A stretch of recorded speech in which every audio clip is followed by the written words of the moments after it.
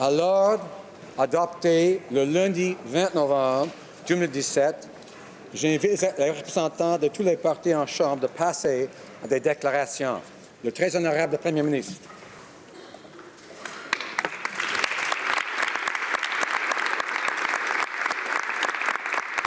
Merci, Monsieur le Président. One of the greatest choices a person can make in their life is the choice to serve their fellow citizens.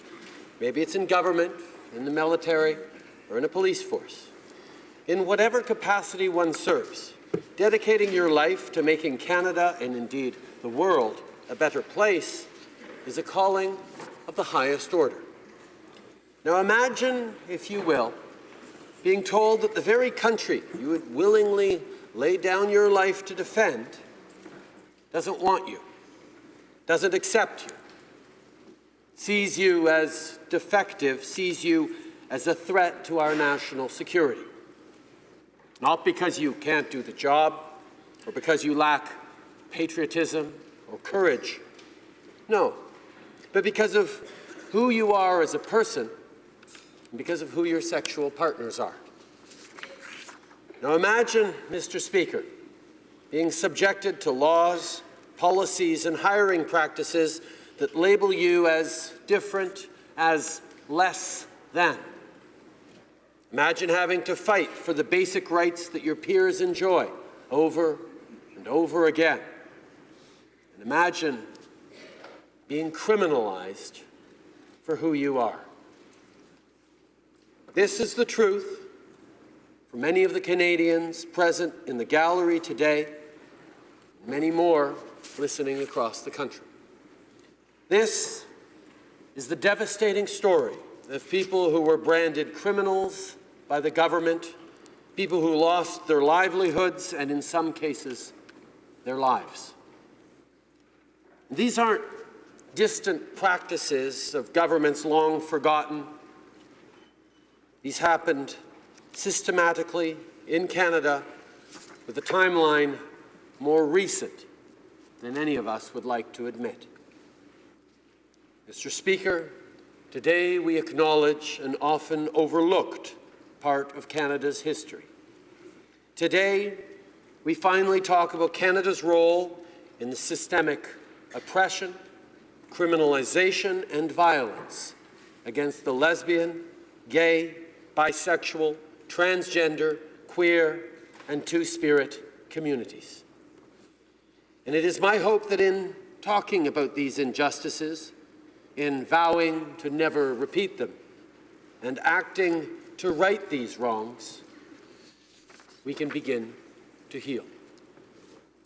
Monsieur le Président, aujourd'hui, nous reconnaissons une partie souvent négligée de l'histoire de notre pays. Aujourd'hui, nous parlons enfin du rôle qu'a joué le Canada dans l'oppression, la criminalisation et la violence systémique à l'endroit des communautés lesbiennes, gays, bisexuelles, transgenres, queer et bispirituelles. J'ai espoir qu'en parlant de ces injustices, en promettant qu'elles ne se reproduiront plus jamais et en agissant pour corriger ces erreurs, nous pourrons commencer à guérir ensemble. À leur arrivée sur ce territoire, ceux qui l'ont colonisé ont amené avec eux des normes étrangères quant au bien et au mal, aux comportements acceptables ou inacceptables, aux partenaires appropriés ou inappropriés. Ils ont amené avec eux des normes de genre rigides, des normes qui se sont manifestées par l'homophobie et la transphobie, des normes qui ont mené à la quasi-destruction des identités LGBTQ et bispirituelles autochtones, des gens dont l'identité avait été auparavant vénérée ont été couverts de honte en raison de la personne qu'ils étaient. Ils ont été rejetés, sujets à la violence. And discrimination against LGBTQ2 communities was quickly codified in criminal offenses like buggery, gross indecency, and bawdy house provisions. Bathhouses were raided, people were entrapped, by police. Our laws bolstered and emboldened those who wanted to attack non-conforming sexual desire. Our laws made private and consensual sex between same-sex partners a criminal offense, leading to the unjust arrest, conviction, and imprisonment of Canadians. This criminalization would have lasting impacts for things like employment, volunteering, and travel. Those arrested and charged were purposefully and vindictively shamed. Their names appeared in newspapers in order to humiliate them and their families. Lives were destroyed, and tragically, lives were lost. Ces pratiques n'ont pas pris fin en 1969, lorsque les relations homosexuelles ont été en partie décriminalisées. Jusqu'en 1988, un homme gay de 20 ans qui avait des relations sexuelles avec un autre homme risquait encore d'être condamné pour ce qu'on considérait encore un crime. Mais il n'y avait pas que l'emprisonnement et la criminalisation des personnes LGBTQ2. D'autres moyens d'oppression ont été utilisés dans notre société, et ce, depuis des générations. L'homophobie, à l'époque de la crise du sida, a provoqué l'hystérie et propagé une peur des hommes gays. Des livres et des magazines étaient interceptés à la frontière sous prétexte d'infractions d'obscénité et de réglementation douanière, le contenu de textes et d'images étant jugé inacceptable. Des familles LGBTQ2 ont dû se battre contre leur propre gouvernement pour avoir droit à des avantages sociaux et à la liberté de se marier, souvent à un prix personnel élevé.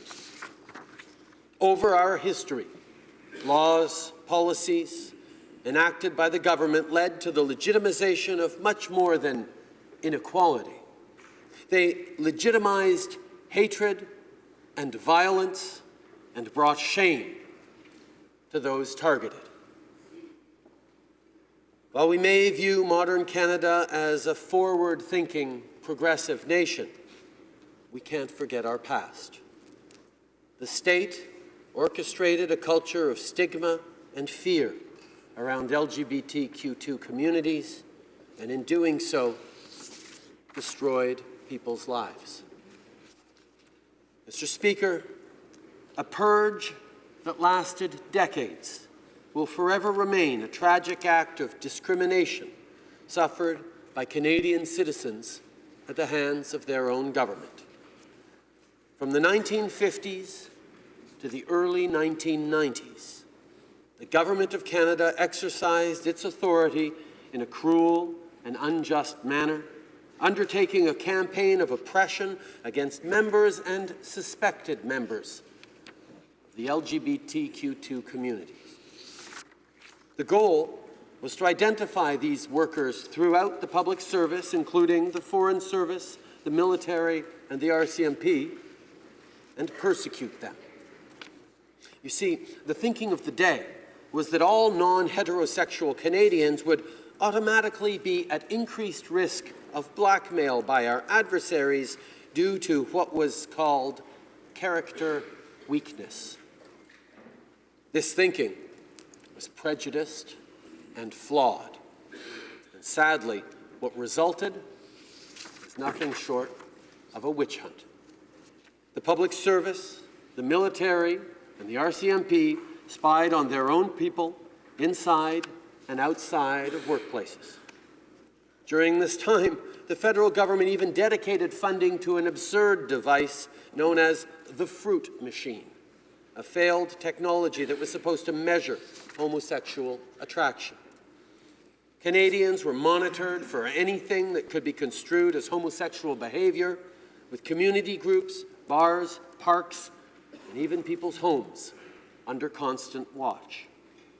When the government felt that enough evidence had accumulated, some suspects were taken to secret locations in the dark of night to be interrogated. They were asked invasive questions about their relationships and sexual preferences. Hooked up to polygraph machines, these law-abiding public servants had the most intimate details of their lives cut open. Women and men were abused by their superiors and asked demeaning, probing questions about their sex lives. Some were sexually assaulted. Those who admitted they were gay were fired, discharged, or intimidated into resignation. They lost dignity, lost careers, and had their dreams and indeed their lives shattered. Nombreux ont été ceux qu'on a soumis à du chantage pour qu'ils dénoncent leur père, qu'on a obligés à trahir leurs amis et leurs collègues. Certains ont promis de mettre fin à leur relation s'ils pouvaient garder leur emploi. Poussés à se cacher encore plus, ils ont perdu leurs partenaires, leurs amis et leur dignité. Ceux qui ne perdaient pas leur emploi étaient rétrogradés. Leur code de sécurité était révoqué. Ils n'ont pas été considérés pour des promotions qu'ils méritaient. Under the harsh glare of the spotlight, people were forced to make an impossible choice: their career or their identity. And the very thing Canadian officials feared, blackmail of LGBTQ2 employees, was happening. But it wasn't at the hand of our adversaries. It was at the hands of our own government. Mr. Speaker, the number one job of any government is to keep its citizens safe. And on this, we have failed LGBTQ2 communities and individuals time and time again. It is with shame and sorrow and deep regret for the things we have done that I stand here today and say, we were wrong, we apologize, I am sorry, we are sorry.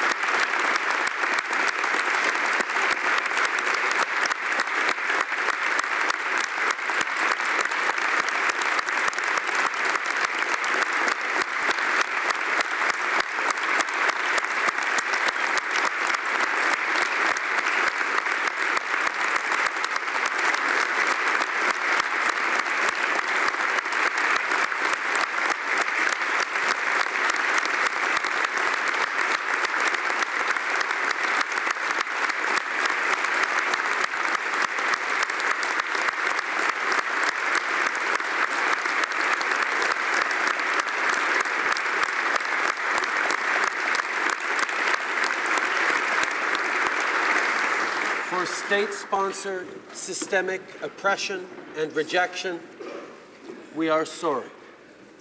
For suppressing Two-Spirit Indigenous values and beliefs, we are sorry. For abusing the power of the law and making criminals of citizens, we are sorry. Pour la censure du gouvernement et les tentatives successives visant à vous empêcher de bâtir vos communautés, pour vous avoir refusé l'égalité et vous avoir forcé à lutter constamment pour cette égalité, et ce, souvent à un coût élevé, pour vous avoir forcé à vivre à l'écart, pour vous avoir rendu invisible et vous avoir humilié, nous sommes profondément désolés. Nous avions tort. To all the LGBTQ2 people across this country who we have harmed in countless ways, we are sorry. To those who were left broken by a prejudiced system, and to those who took their own lives, we have failed you. For stripping you of your dignity, for robbing you of your potential, for treating you like you were dangerous, indecent, and flawed, we are sorry. To the victims of the purge who were surveilled, interrogated, and abused, who were forced to turn on their friends and colleagues, who lost wages, lost health, and lost loved ones, we betrayed you, and we are so sorry. To those who were fired, to those who resigned, to those who stayed at a great personal and professional cost, to those who wanted to serve but never got the chance because of who you are.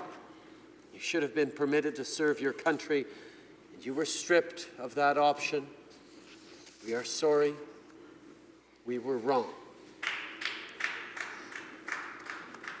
Indeed, all Canadians missed out on important contributions you could have, would have made to our society.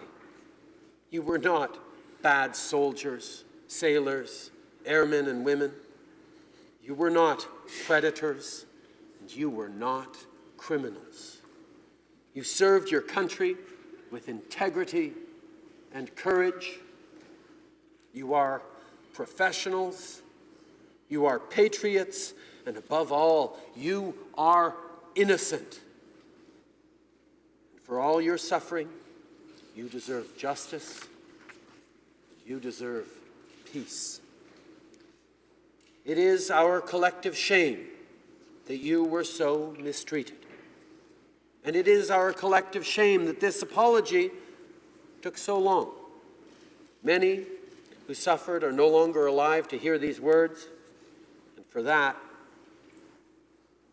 we are truly sorry. To the partners, families, and friends of the people we harmed, for upending your lives and for causing you such irreparable pain and grief, we are sorry.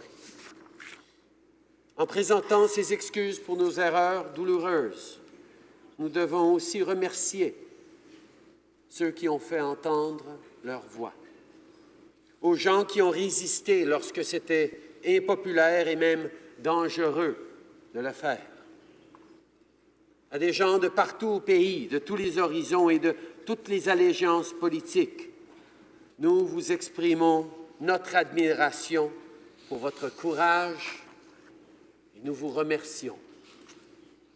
We also thank members of the We Demand an Apology Network, our LGBTQ2 Apology Advisory Council, and the Just Society Committee for Egal, as well as the individuals who have long advocated for this overdue apology.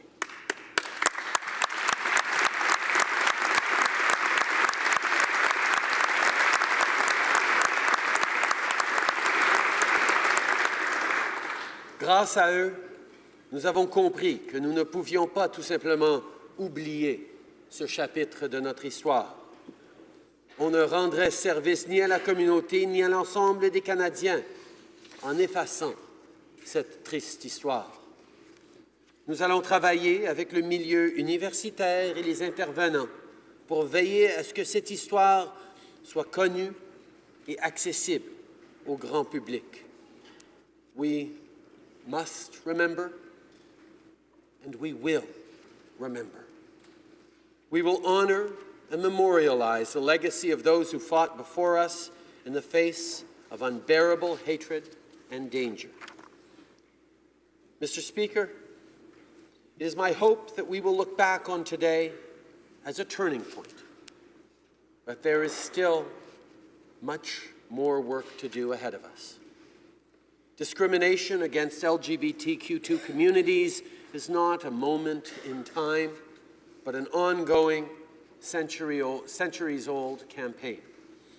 We want to be a partner and ally to LGBTQ2 Canadians in the years going forward, there are still real struggles facing these communities, including for those who are intersex, queer, people of color, and others who suffer from intersectional discrimination.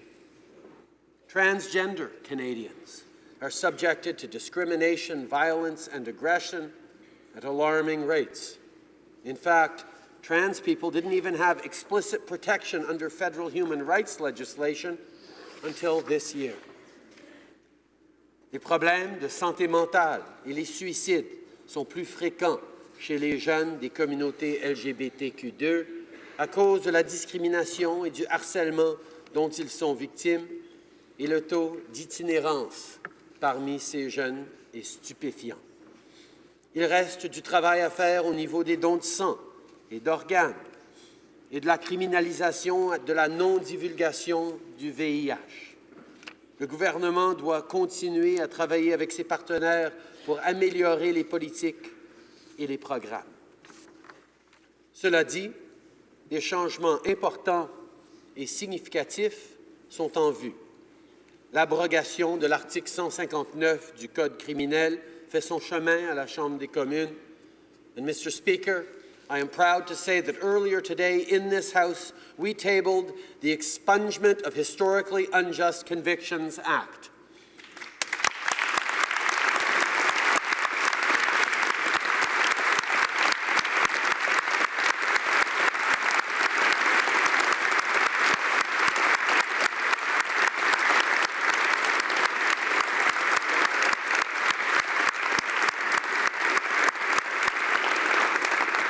This will mean that Canadians previously convicted of consensual sexual activity with same-sex partners will have their criminal records permanently destroyed. Further, I am pleased to announce that over the course of the weekend, we reached an agreement in principle with those involved in the class action lawsuit for actions related to the purge. Never again will Canada's government be the source of so much pain for members of the LGBTQ2 communities. We promise to consult and work with individuals and communities to right these wrongs and begin to rebuild trust. We will ensure that there are systems in place so that these kinds of hateful practices are a thing of the past. Discrimination and oppression of LGBTQ2 Canadians will not be tolerated anymore. Grâce au dialogue et à une meilleure compréhension de l'autre, nous irons de l'avant ensemble. Mais nous n'y arriverons pas seuls. Pour transformer les cœurs et les mentalités, il faut un effort collectif. Nous devons travailler ensemble dans tous les paliers de gouvernement avec les communautés LGBTQ2 et les peuples autochtones pour réaliser les progrès importants que les Canadiens LGBTQ2 méritent. Mr. Speaker, Canada's history is far from perfect, but we believe in acknowledging and righting past wrongs so that we can learn from them. For all our differences, for all our diversity, we can find love and support in our common humanity. We're Canadians, and we want the very best for each other, regardless of our sexual orientation or our gender, identity, or expression. We will support one another in our fight for equality, and Canada will stand tall on the international stage as we proudly advocate for equal rights for LGBTQ2 communities around the world.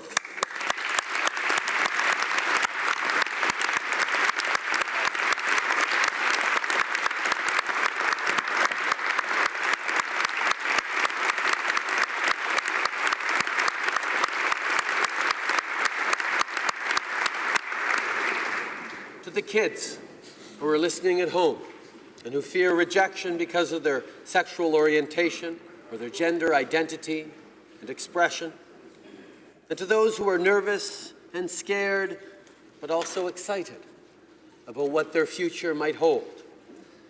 We are all worthy of love and deserving of respect. And whether you discover your truth at 6, at 16, or at 60, who you are is valid. To members of the LGBTQ2 communities, young and old, here in Canada and around the world, you are loved and we support you. Le Canada devient un peu plus fort chaque fois que nous choisissons d'accueillir et de célébrer qui nous sommes dans toute notre particularité. Nous sommes un pays de diversité. Nous sommes un pays plus riche grâce aux vies, aux expériences et aux contributions de personnes gays, lesbiennes, bisexuelles, transgenres, queer et bispirituelles. To the trailblazers who have lived and struggled, and to those who have fought so hard to get us to this place, thank you for your courage, and thank you for lending your voices. I hope and I know that you look back on all you have done with pride.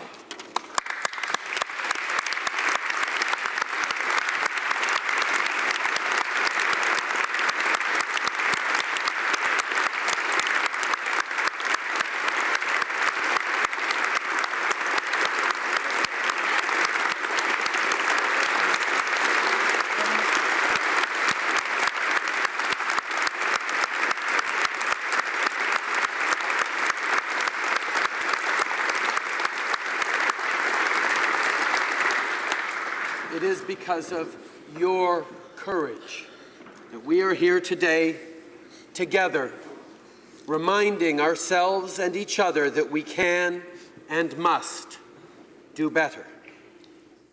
For the oppression of the lesbian, gay, bisexual, transgender, queer, and two-spirit communities, we apologize. On behalf of the government, Parliament, and the people of Canada, we were wrong, we are sorry, and we will never let this happen again. Merci, Monsieur le Président.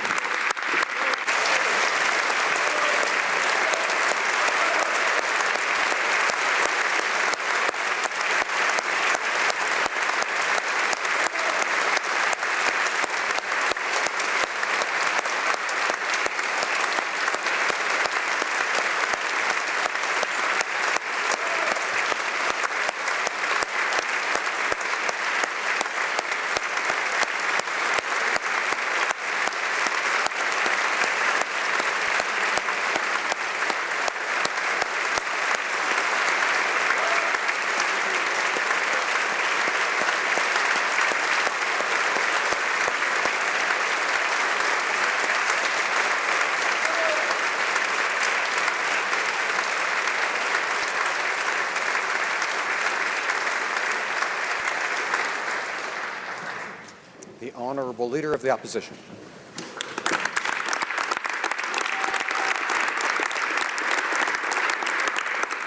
Merci, Monsieur le Président. Je me lève aujourd'hui pour me joindre à mes collègues de cette Chambre afin de réfléchir à un moment terrible et injuste de l'histoire du gouvernement fédéral du Canada. C'est notre responsabilité en tant que parlementaires de défendre les libertés et droits fondamentaux de tous les Canadiens et Canadiennes. Among those rights is that of equal treatment before and under the law without unjust discrimination, and to be free of any cruel or unusual treatment or punishment. And we are here today because many years ago, and for too long, the Government of Canada failed in its duty to protect the basic rights of hundreds, thousands of the very Canadians who had dedicated their lives to public service. Ces femmes et ces hommes, ces citoyens, ont perdu leur travail parce qu'on les soupçonnait d'être gays. At a basic level, Mr. Speaker, Canadians can perhaps picture what losing your livelihood can do to your self-esteem, to your family, and to your own quality of life. Mais ça ça n'est rien comparativement à la peur et à l'intimidation que nombre de ces femmes et hommes vivaient avec leur propre gouvernement, les institutions qui l'avaient servi avec altruisme. For a dark chapter in its history, the Government of Canada perpetuated this injustice. It took upon itself the mantle of judge, jury, and set the private lives of its citizens in its sights. Too often, and in too many cases around the world, we have seen the terrible consequences of overreaching governments. Nous devons avoir une discussion honnête avec les gens qui ont subi la terrible campagne visant à exposer et à humilier les personnes LGBTQ2 dans la fonction publique. Dans ce pays, nous déplorons et condamnons l'injustice envers les innocents, les opprimés et les persécutés. Interrogation and harassment based on fear is its own injustice. And, Mr. Speaker, we must not fail to mention the toll this campaign of intimidation took on the brave women and men in uniform who found themselves the target of their superiors. Pour ceux qui défendent notre pays, les accusations du gouvernement quant à leur vie personnelle ont été rendues plus injurieuses par l'insinuation qu'il agissait contre les intérêts du pays, même pour lesquels il se dévouait. Ce genre d'insulte est difficile à imaginer et impossible à mesurer. Les femmes et les hommes qui se consacrent à la défense des Canadiens et des Canadiennes, au pays et à l'étranger, ont fait l'objet d'un procès secret et injuste. Arrestation et récrimination, embarras devant leurs familles, leurs amis et leurs collègues. Des gangbang anéantis et des vies stoppées.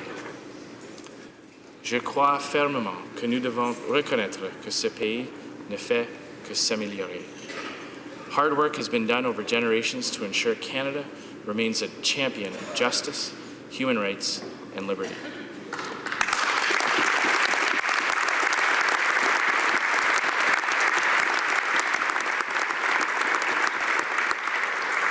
All of us here continually strive to be better as elected officials, as a people, and as a country.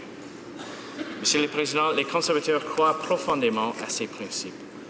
Tous les êtres humains ont la même valeur et la même dignité et méritent le respect. Et les femmes et les hommes qui ont des perspectives différentes se respectent mutuellement en tant qu'êtres humains.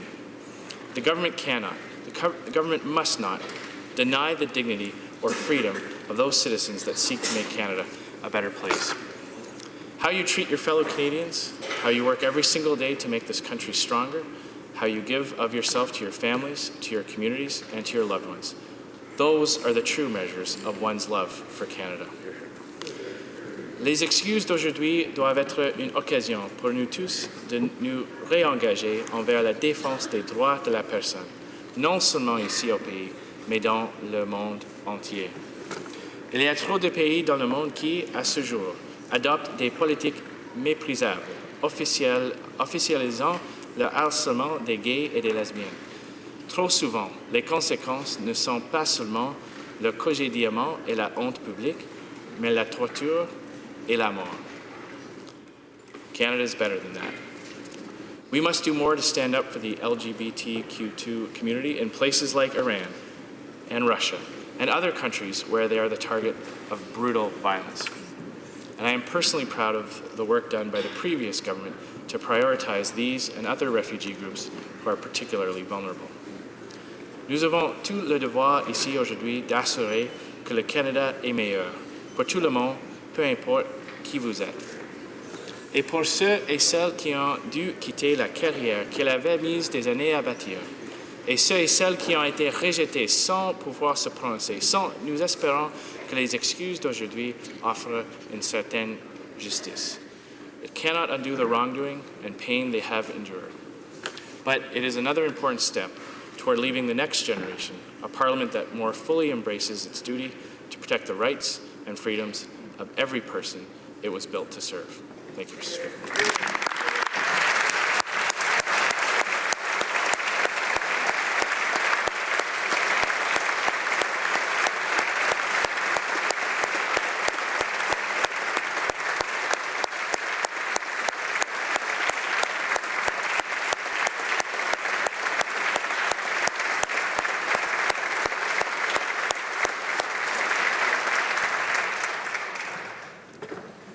l'honorable député de Rimouski-Neigette-Témiscouata-les-Basses. New Democrats welcome and support today's apology. We join the government in acknowledging the harm that was done to the entire LGBTQ community, but especially the severe impacts that prejudice, discrimination, and persecution have had on individuals. We also want to honor today those many activists who resisted these campaigns and fought back against social prejudice. Today is a vindication of your struggles.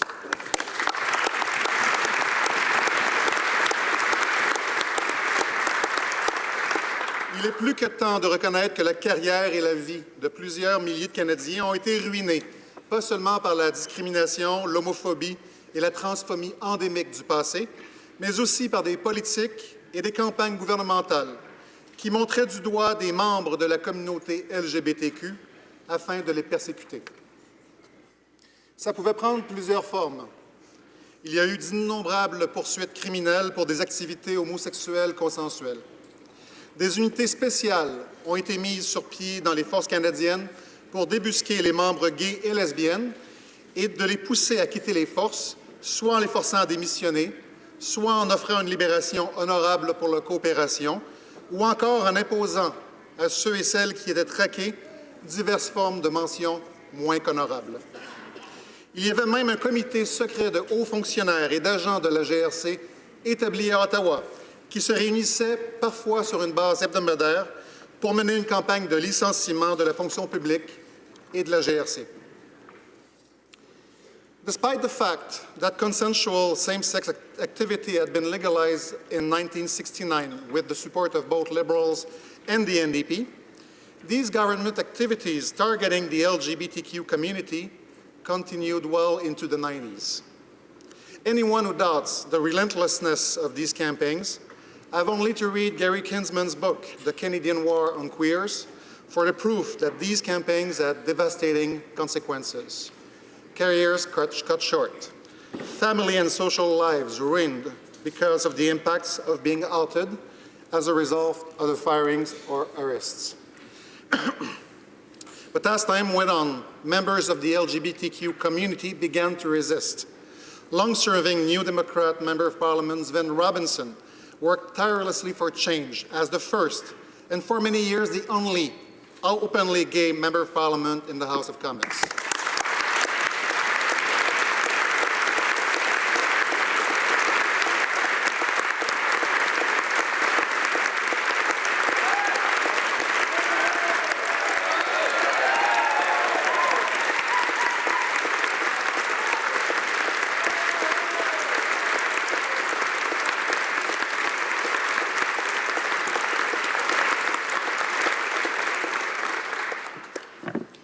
Among all the issues he tackled, perhaps most significant was his success in having sexual orientation added to the hate crimes section of the Criminal Code in a private member's bill that became law in 2004.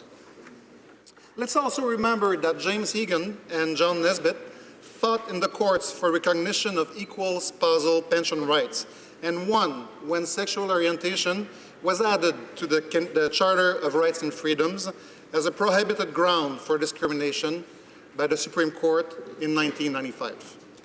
Some 25 years ago in this October, a very brave member of the Canadian Forces, Michelle Douglas, challenged her dismissal from the forces in court and won a judgment outlawing dismissals from the Canadian Forces on the basis of sexual orientation.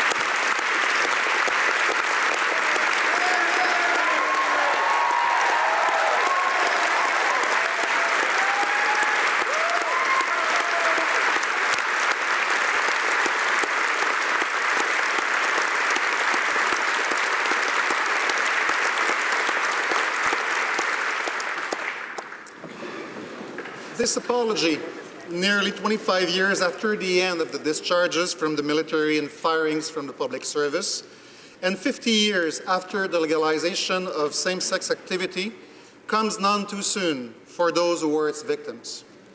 Even simply the idea of an apology has been on the agenda for a very long time. Longtime NDP member Libby Davies the first openly lesbian woman in this House, tabled a motion over 3 years ago calling for a meaningful apology for those fired from the public service.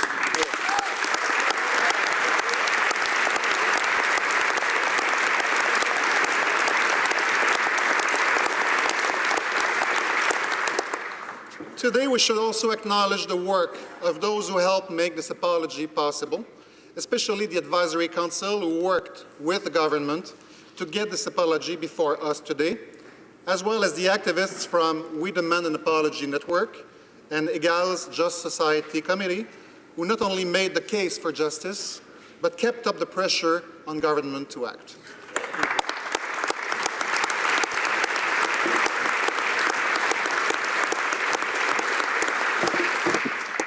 Most of all, we should thank those survivors of the anti-LGBTQ campaigns who have come forward to tell their heart-wrenching stories yet one more time.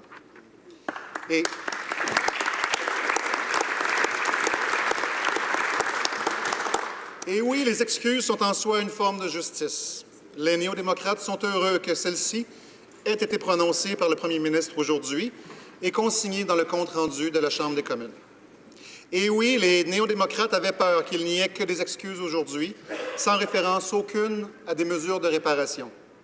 Nous avons été heureux de voir du mouvement de la part du gouvernement dans les derniers jours pour inclure des mesures qui commencent à s'attaquer à la substance des torts pour lesquels ces excuses sont présentées. Les néo-démocrates s'engagent aujourd'hui à travailler en collaboration avec le gouvernement pour s'assurer que les mesures législatives soient adoptées rapidement par la Chambre et qu'elles soient exhaustives. Nous nous engageons aussi à continuer de travailler avec la communauté LGBTQ pour nous assurer que des changements législatifs deviennent une réalité quotidienne, car il reste encore beaucoup de travail à faire en ce qui concerne la justice pour la communauté LGBTQ. Nous espérons que la journée d'aujourd'hui représentera un véritable changement de vitesse pour le gouvernement en ce qui concerne les enjeux LGBTQ et qu'elle instaurera un climat renouvelé de coopération sur ces enjeux dans ce Parlement. New Democrats are also pleased to hear that the government has reached an agreement in principle with the plaintiffs in the class action lawsuit against the government. This lawsuit sought restitution for the specific harms to individuals resulting from the government's campaign of firings from the public service, the RCMP, and the Canadian Forces. While the damage suffered was never just limited to financial losses, just compensation is an important part of any effort at restorative justice. We acknowledge the openness that the Minister of Justice showed in working with the member from Esquimalt Saanich-Sooke on passing his former private member's bill as a government bill.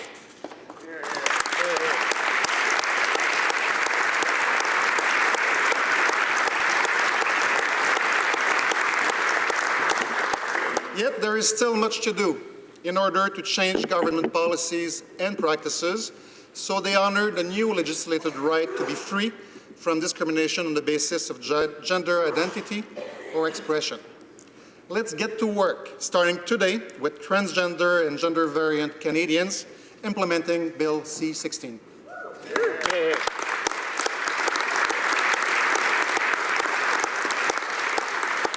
Quand il est question de mettre fin à la discrimination légale contre la communauté LGBTQ, il n'y a pas de doute quant à ce qui doit être fait. Nous sommes heureux de voir le dépôt aujourd'hui d'un projet de loi visant à supprimer les casiers judiciaires d'hommes gays qui avaient participé à des activités homosexuelles consensuelles. Mais ce n'est pas comme si nous ignorions à quoi un tel projet de loi pourrait ressembler. Philippe Toone, député néo-démocrate québécois au cours de la dernière législature, avait présenté de telles mesures en 2014 à titre de projet de loi d'initiative privée. Des mesures similaires avaient été déposées le même jour, en guise d'excuses, par l'État australien du Queensland, par la Nouvelle-Zélande et par l'Écosse. Des mesures contre cette injustice auraient dû avoir lieu il y a des décennies. Nous devons nous rappeler que ce projet de loi n'est pas que symbolique. Les hommes gays, avec des casiers judiciaires injustes, sont aux prises chaque jour avec des interdictions de voyager, de faire du bénévolat et font face à de la discrimination en matière d'emploi. Mr. Speaker, we hope to see authorization to proceed on addressing the cases of those kicked out of the Canadian Forces with something less than fully honourable discharges.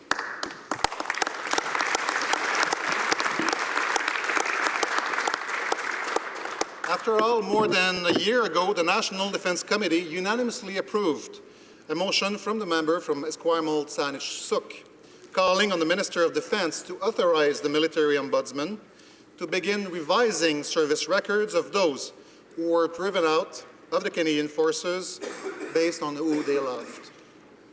We understand that aspects of dismissals from the forces will be covered in the settlement of the class action lawsuit, but the revision of service records still need to happen. Les néo-démocrates accueillent favorablement la promesse du gouvernement d'aller de l'avant avec le retrait de l'article 159 du Code criminel, article qui précise un âge différent pour le consentement aux relations sexuelles anales par rapport aux relations hétérosexuelles. Bien que le gouvernement ait déposé un projet de loi en ce sens, celui-ci est demeuré bloqué au stade de la première lecture depuis de nombreux mois.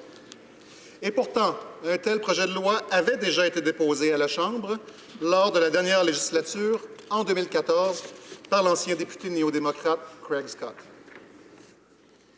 There is, of course, one sense in which this apology risks ringing hollow. That will be if this Parliament fails to act expeditiously to end discriminatory laws and policies that continue to penalize and stigmatize the LGBTQ community. As some have said, this would be a good time to stop doing things the government might have to apologize for in the future. The discriminatory gay blood ban remains in place, despite the fact that almost every health professional agrees that no science behind the fact.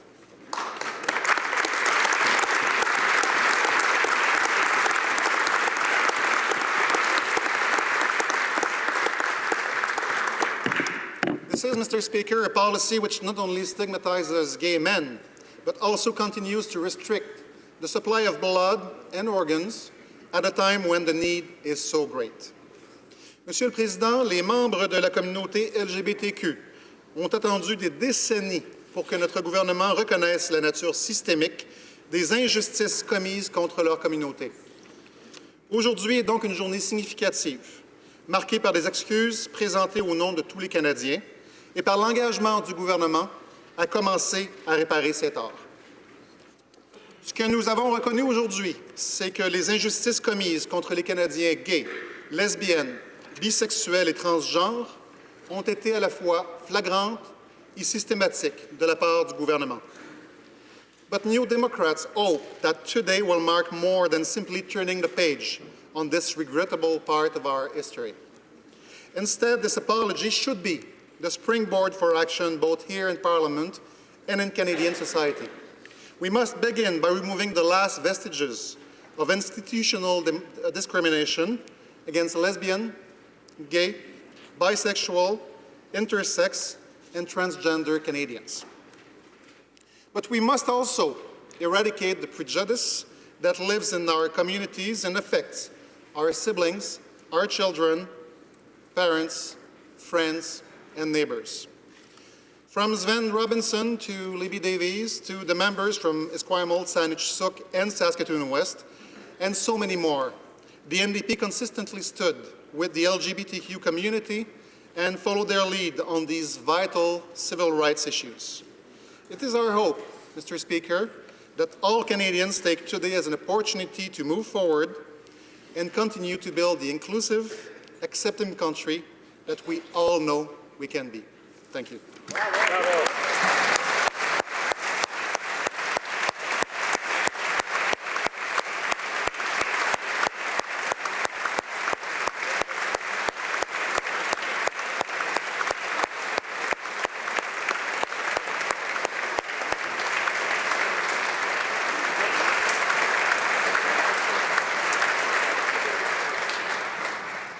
L'honorable député de Repentigny. Merci, Monsieur le Président. Nous revenons aujourd'hui sur un épisode noir de l'histoire du Canada. C'est l'occasion de nous rappeler à quel point nous partons de loin dans la lutte à la discrimination fondée sur l'orientation sexuelle. De tellement tellement loin. Jusqu'en 1992, la discrimination à l'égard des lesbiennes, gays, bisexuels, transgenres, queer et bispirituels parmi les employés de l'État canadien était, non seulement ça existait, non seulement cette discrimination était tolérée, c'était une politique officielle. Jusqu'en 1992, la discrimination fondée sur l'orientation sexuelle, c'était une question de raison d'État. Le Canada a violé les droits humains sous prétexte de ses intérêts supérieurs et de sa sécurité. On ne s'est pas contenté de brimer les droits des personnes LGBTQ2. On ne s'est pas contenté de les insulter, de les traiter comme des citoyens de seconde zone, de les traiter comme une menace à leur pays. Le gouvernement fédéral a mis des unités d'enquête au service de la discrimination. Il a même créé un instrument pour l'aider à déterminer l'orientation sexuelle des gens, un instrument dont je vais taire le nom parce que c'est insultant. Le Canada a pourchassé ces personnes dans le but de les congédier dans le déshonneur, comme s'il s'agissait de criminels, et ils en souffrent encore aujourd'hui. C'était une discrimination systémique à l'égard des LGBTQ2, là où une majorité utilise tous les moyens politiques, institutionnels pour imposer ses valeurs à d'autres. Ce n'était pas au Moyen Âge, ça, Monsieur le Président. C'était jusqu'en 1992. Les excuses formulées aujourd'hui par le gouvernement sont essentielles et le Bloc québécois les appuie sans réserve. Nous nous attendons à ce que ces excuses soient accompagnées de dédommagements justes et équitables pour les victimes de cette discrimination systémique. C'est absolument essentiel que le gouvernement canadien envoie un message fort, que le Parlement envoie un message fort. À la communauté LGBTQ2, nous disons que nous sommes fiers de vous compter parmi nous, parmi notre famille, nos amis, nos collègues, nos entrepreneurs, nos artistes, nos scientifiques, notre relève, nos retraités et, oui, nos militaires, nos fonctionnaires, bref, notre société. C'est essentiel d'envoyer un message fort parce que bien qu'il y ait eu des progrès dans la lutte à la discrimination depuis 1992, ces progrès tiennent sur des bases fragiles. Le combat pour l'égalité ne sera jamais entièrement gagné. Quand on est femme, on en sait quelque chose, Monsieur le Président. Il ne faut jamais perdre de vue que nous ne sommes pas à l'abri des reculs. Encore là, quand on est femme, on en sait quelque chose. C'est essentiel d'envoyer un message fort en tant que parlementaire parce qu'à travers le monde se dessinent des vagues de fond d'intolérance qu'il nous faut combattre ensemble. Face à une extrême droite de plus en plus revendicatrice, de plus en plus près du pouvoir, de plus en plus près de nous, nous devons nous présenter clairement en alliés dans le camp de l'égalité pour toutes et tous. Face à l'influence grandissante de courants religieux doctrinaires dans les affaires des États, nous devons nous présenter clairement alliés dans le camp de l'égalité pour toutes et tous. Toujours et sans compromis, entêtés que nous devons être dans cette lutte pour l'égalité. S'il y a un principe que nous serons prêts à défendre, c'est l'importance de notre liberté d'être, de notre liberté de vivre, de notre liberté d'aimer qui que ce soit et qui que nous soyons. Ces excuses doivent être un moment de réflexion et ces excuses doivent être aussi une affirmation forte et résolue. Le temps de la discrimination à l'égard des lesbiennes, gays, bisexuels, transgenres, queer et bispirituels, ce temps de la discrimination est révolu. Point final.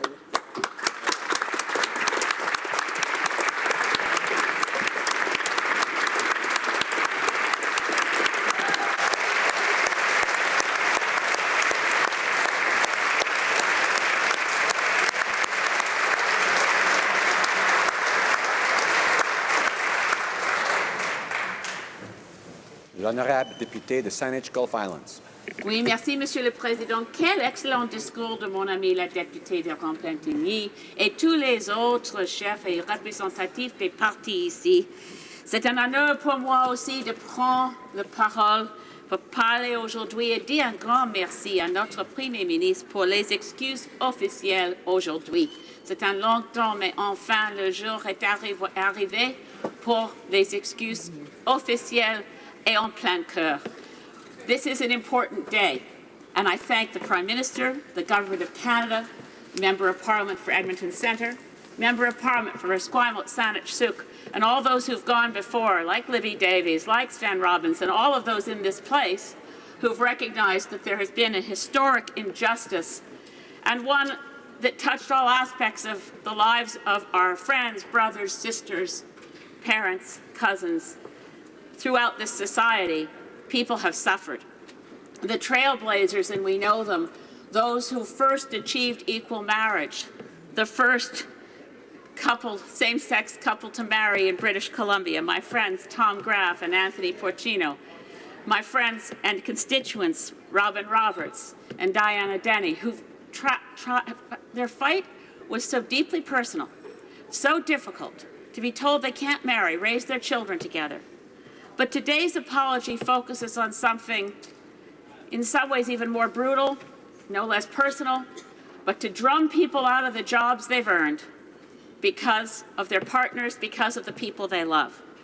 And in that, I want to specifically recognize, I'm so honored that two of my constituents here for this apology, Emma Smith and Mary Lou Williams, who were fine soldiers until the military discovered that they loved each other. They ended up in military prison. I mean, anyone knows how hard it is to go through that decision. How do I tell my parents? The last thing you imagine is that the military police are going to tell them for you. They are brave, and they also, as all I think many in this room recognize, we acknowledge and thank the We Demand an Apology Network, without which I don't think many of these people who have gone through years of feeling shame, of feeling isolated, of thinking it was only them, and anyone who served with Emma would tell you that she was the best soldier in that platoon. So Canada not only punished and shamed and ostracized and violated the civil rights, the human rights of Canadians, we also deprived ourselves of excellent soldiers, terrific members of the RCMP, people who would have been wonderful diplomats in our foreign service. Our stupidity and blindness and ignorance punished our society while bringing grievous injustice and long-lasting pain to people who had done nothing wrong but want to serve their country. And this apology matters. I think there are cynics among us who will say at one point that surely Canada's government has apologized enough. We apologize for residential schools.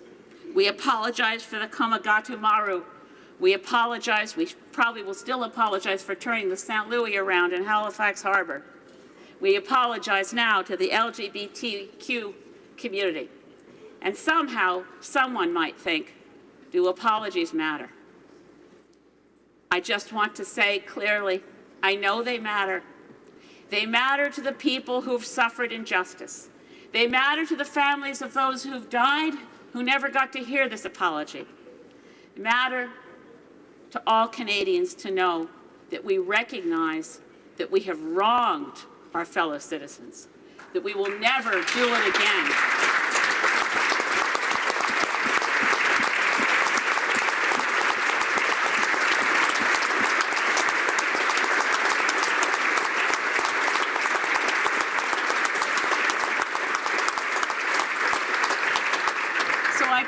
Thank you, my fellow friends. That's terribly kind. We've been here a while, and this is an emotional thing.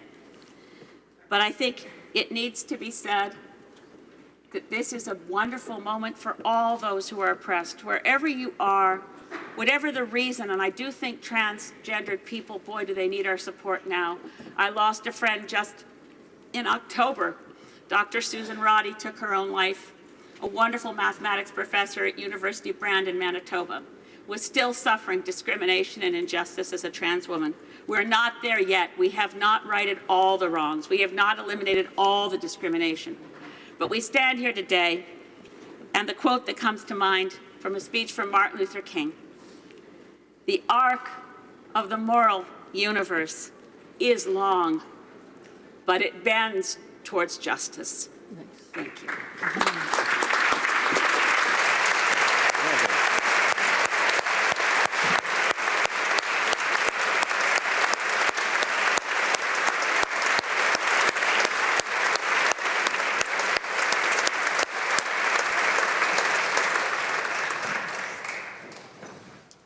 As Speaker, as a Member of Parliament, and as a Canadian citizen, I am honoured to have been in this chamber to hear the powerful words spoken over the past hour by my honourable colleagues.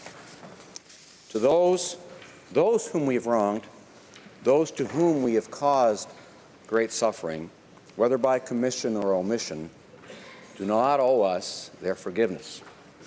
Acknowledging our nation's past injustices does not wipe the slate clean. Mais j'ose espérer que la communauté LGBTQ2 reconnaîtra dans les paroles prononcées aujourd'hui dans cette Chambre notre sincère regret pour les grands torts qui ont été commis contre elle et qu'ensemble nous irons de l'avant pour façonner une société toujours plus juste.